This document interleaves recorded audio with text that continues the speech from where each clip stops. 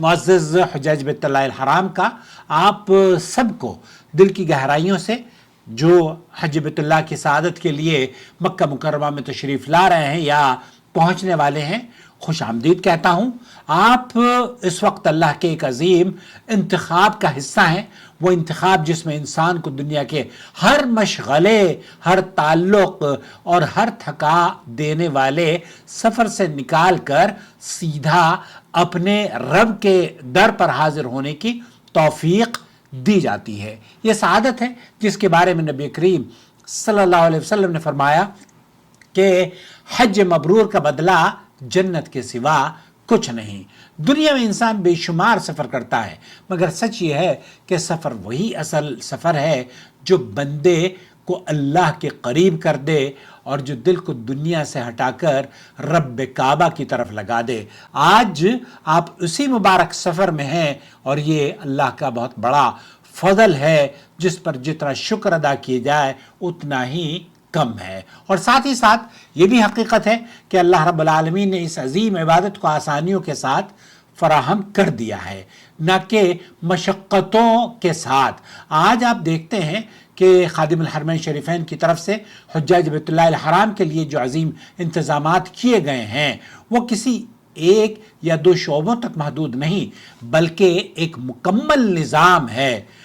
رہائش کی سہولت، ٹرانسپورٹیشن کی آسانی، صحت کی خدمات، سیکیورٹی کا مکمل مضبوط نظام اور حرمین شریفین میں عبادت کے ماحول کو پرسکون رکھنے کے لیے بہترین انتظامات، ٹھنڈا پانی، ٹھنڈی ہوائیں، ٹھنڈی فضا، اور یہی نہیں آپ کی آسانی کے لیے سعودی عرب نے ہر زبان میں، تاکہ آپ ان علماء سے فتویٰ بھی حاصل کر لیں، حرمین میں بھی اور پورے سعودی عرب میں مکاتب جعلیات کے جال پھیلے ہوئے ہیں۔ اللہ رب العالمین ان علماء کی اور خادم الحرمین شریفین ملک سلمان بن عبدالعزیز کی اور ان کے فرزند شہزادہ محمد بن سلمان اور جتنے بھی حج کے متعاونین، کارکنان، ذمہ دار حاجیوں کے لیے کسی بھی طرح کی سعادت حاصل کی ہے، انہوں نے آپ کے لیے راحت پہنچا کر، اے اللہ ان کی خدمات کو ہم سراہتے ہیں،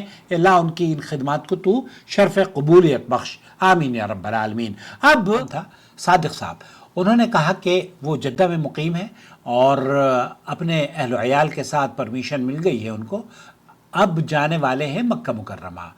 کسی گروپ میں ان کو ایڈ کیا گیا اور کہا گیا کہ آپ جدہ کے اندر مقیم ہیں، حلم میں ہیں، تو آپ کو اگر احرام باندھنا ہے تو طائف جانا پڑے گا۔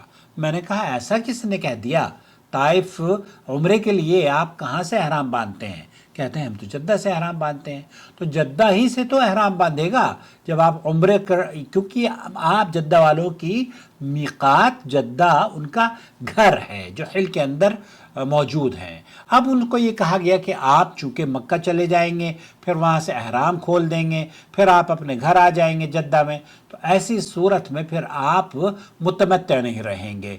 شیخ عبدالعزیز بن باز نے اس سلسلے میں بہت خوبصورت وضاحت فرمائی ہے۔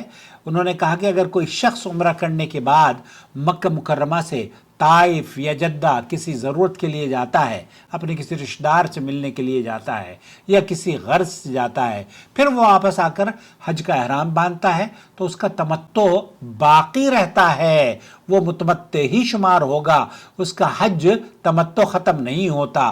بعض اہل علم نے یہ کہا ہے کہ وہ مسافت قصر تک نکل جائے تو تمتع ختم ہو جاتا ہے، لیکن راجح اور قوی قول یہی ہے کہ ایسا نہیں ہے، بلکہ وہ بدستور متمتع ہی رہتا ہے۔ شیخ عبدالعزیز بن باز سے ایک سائل نے پوچھا جو کہ مکہ مکرمہ میں اسٹوڈنٹ ہے، میں جامعہ امام محمد میں تعلیم حاصل کر رہا ہوں، جامعہ ام القریٰ میں غالباً، تو میں حج کرنا چاہتا ہوں، تمتع کرنا چاہتا ہوں، مکہ مکرمہ میں مقیم ہوں، لیکن حيث أنه میرے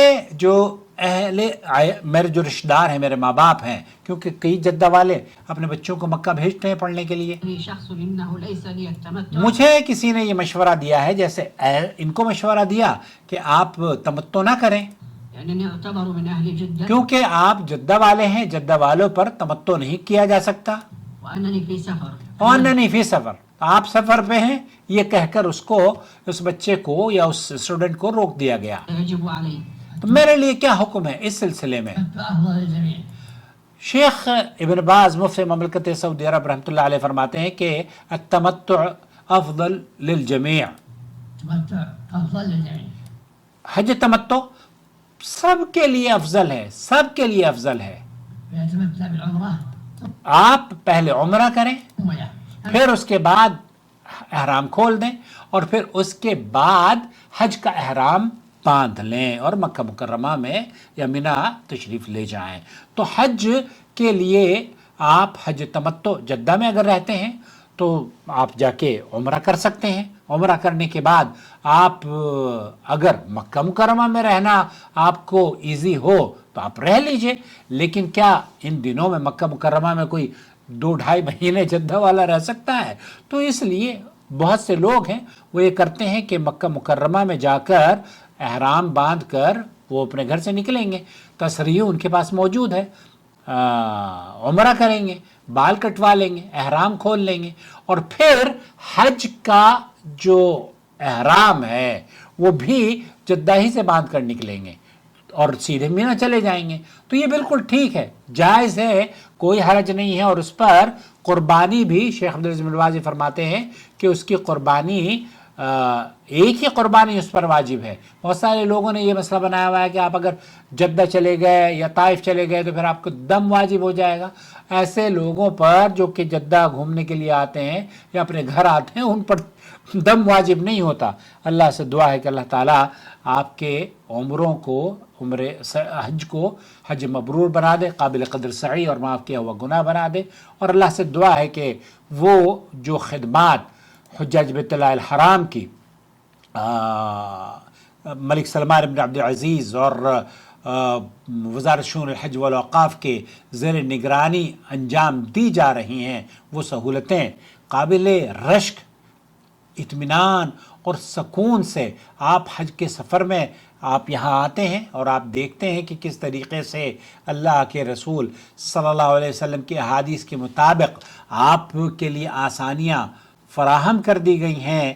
اللہ تعالیٰ ان آسانیوں، ان آسائشوں سے آپ کو مستفید فرمائے اور آپ کے حج کو حج مبرور بنائے. الحج أشهر معلومات فمن فرض فيهن الحج فلا رفث ولا فسوق ولا جدال في الحج وما تفعلوا من خير يعلمه الله وتزودوا فإن خير الزاد التقوى واتقون يا